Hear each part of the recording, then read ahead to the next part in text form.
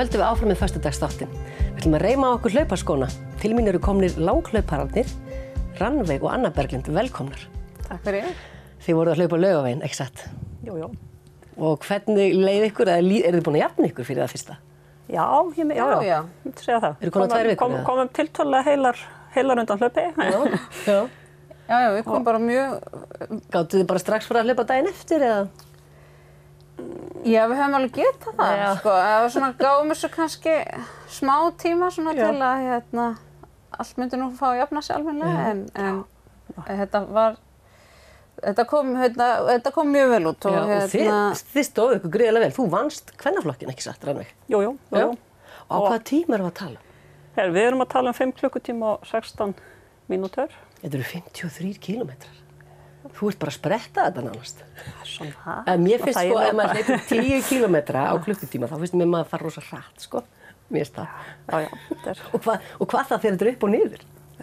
Og þú varst hvað? 3? Nei. Ég var önnur. Þú varst önnur? Já. Vel gert. Og þið eru í þessum hlaupahópi hérna á Akureyri, Eyrarskóg. Já. Segðu okkur aðeins, Rannveig, þú segir mér aðeins frá þessum hlaupahópi. Hvað er það margir? Já, það eru hátt í 100 manns svona á félagaskrá hjá okkur. Það er við erum að mæta núna í sumar á æfingar kannski 40 manns á hverju æfingu. Já.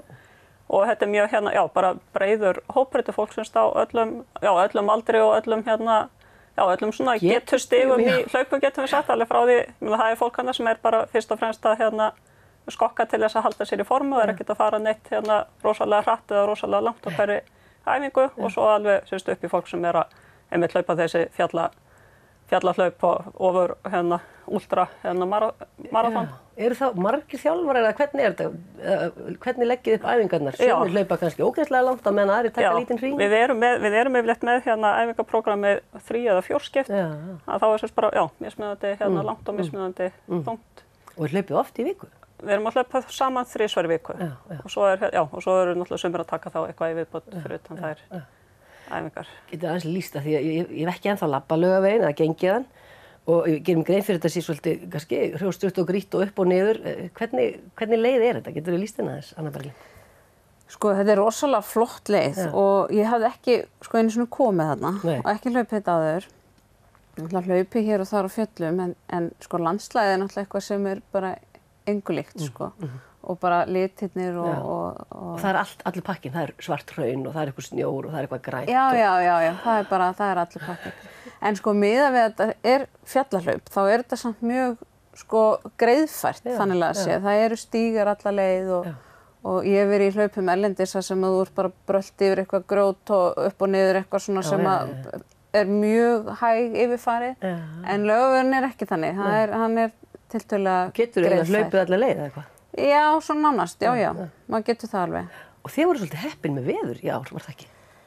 Eða hvað? Það er svona, það er slapp til miðað við og líka kannski miðað við svona sumarveðrið á Suðurlandi í sumar og veðurspána. Það var, einmitt fyrirfram var gert ráð fyrir eins og við leiðum að stæði rigningu og það yrði þoka og svona fyrir hluta leðurinnar. En svo einmitt slapp það var alveg þurrt á okkur og það var reyndar þoka á fyrsta hlutanum.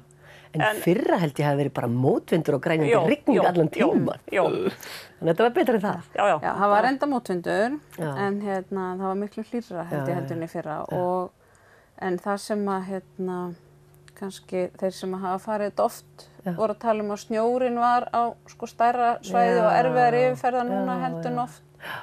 En það var miklu hlýrra og það rigndi ekki sko þetta var miklu betra heldur en það leit út fyrir bara kvöldið áður, sko. Og héðan fór alveg stór hópur saman, ekki satt? Já, við vorum 20 sem fórum úr Eyrarskógi. Og okkar maður vann líka karlaflokk, ekki satt? Já. Þið komið sáðu og sigruðu? Bjuggust þið við þessu? Ætluðu að vinna, hvað? Við svona bjuggumst við því að vera, ekki að segja, á allavega topp 3 til 5 í allavega kvennaflokki. Það er svona allavega ef við leiðum okkur að ganga út frá því að allt gengi upp hjá fólki þá. En svo þetta vitum við aldrei hvaða útlendingar koma, sko, þannig að það er en það er nú nokkuð öruggt yfirleitt að Tobbi vinni karlaflokkinn, en svo var þetta nú kannski ekki öruggt í kvennaflokknum, en við náttúrulega vissum, eins og segja, vissum heldur ekki hvað kæmi. En þú skrifaði svolítið góða grein Rannveig daginn og birtir, þú varst að fara yfir svona kynjaslagsíðu í umfjöllunum íþróttamenn almennt kannski, eða var þetta mest hlaupara? Já, ég svo sem tók umfjöllunum út frá hlaupum, en ég held þetta ég við og sé þetta ég farið á flestar íþróttagreinar. Hvað var það sem þú tókst eftir? Segðu okkur.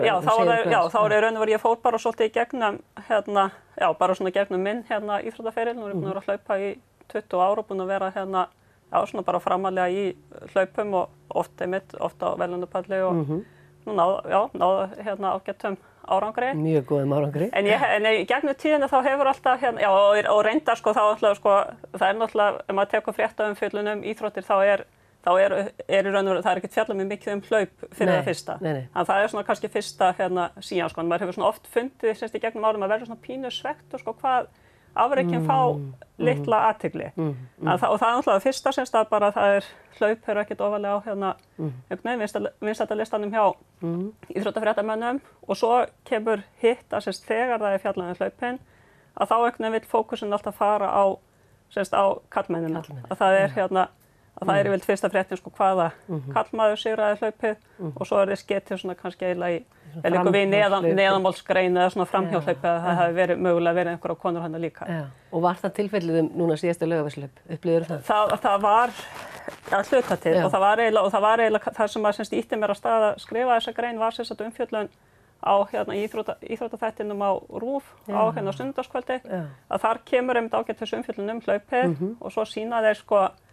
og svo sýna þeir einmitt myndbrot þar sem að Þórbergur Ingi einmitt hleypur í mark og svo kemur örstutt viðtal við hann og einmitt þegar ég horfa á þetta þá og segja ok, nú sýna þeir örugglega þegar ég kem í mark og mögulega brot úr viðtali sem var tekið við mig en þá kemur það ekki, þeir lásu bara upp sem sagt hver hefði sigrað kvennaflokkinu og það hefði verið brautamet íslenskra kvenna En ég fikk en það var engin myndbirting með þeirri frétt og þetta er einhvern veginn svo dæmigert fyrir og eiginlega það sem maður upplifir þegar þetta kemur að þá eru upplifunin svolítið svo að maður fer að spyrja þetta var kannski ekkert merkilegt það sem ég var að gera. Það var ekkert nýtt brautarmet. Og maður sér það var ekki eins merkilegt eins og að Þórbergur Ingi skildi vinna Laugarvatnshlaupið í 4. skipti. Það var svona Og það var eiginlega það sem ýtti mér af stað því ég fann að jafnvel ég sem ég er fullorðin kona sem og veit alveg hvar ég stend og sem sagt hef alveg hefur gott sjálfsmat og allt það. En það fór líka að hugsa bara áhrifin sem þetta hefur til dæmis bara á yngri stelpur sem að byrja í sinni íþrótt og eru svona að reyna að sanna sig að ef að skilaboðin sem að fá frá umhverfinu alltaf að þeirra afrek séu ekkert, þau eru ekkert merkileg, þetta þá er það, athyglisvert. Við hvetjum bara þá sem að fjalla íþróttir að passa sig á þessu. Þetta er ekki... Já, og svo er það er þetta líka það sem að sá í raun og veru í öllum, í greininu þá dreg ég fram 3 dæmi af umfjöllunum þar sem ég kem við sögu og í öllum fréttunum þá í fréttunum talað bæði karl og konur. En það sem að síðan skilur á milli að í fyrirsögnum, myndbirtingum, myndskeið og þá eru það og líka bara svolítið í orðavali að þá þetta eru núansarnir Þannig ég held líka þetta er ekki bara við íþróttafréttamenn að sakast þetta bara endurspeglar svolítið samfélagið og við höldum að við séum að gera þetta við bendir á fréttina og segja það er bæði talað karla og konur og gert grein fyrir öllu við verðum bara að vera vakandi og benda á en þá er það einmitt í þessu sem við drögum fram sem aðal að þá kemur ljós hverju við erum að lyfta. Nú er tíminn að hlaupa frá okkur. Ef ekki hvetja alla til að bæta sér inn á skokkhopp þó þessu ekkert endilega að fara að hlaupa upp á fjöll og langt eða hvað? Endilega. Við erum með rosalega breiðan hóp og mjög stóran hóp af nýliðum líka. Þannig að það endilega ekki að hika við að koma. Og er þetta á Facebook eða hvernig finnum maður ykkur? Það er að finna okkur bæði á Facebook, það er líka að finna okkur á heimasíðu ÖFA. Já, eða bara mæta niður á átak. Já, við erum að hlaupa frá svolítið mismunandi stöðum, þannig að fólk þarf eiginlega hafa upp á okkur annarkvort, í gegnum Facebook eða heimasíðu ÖFA og hafa þá samband til þess að vita hvar næsta æfing er. Takk kærlega fyrir komuna og bara áfram langhlaup. Takk kærlega.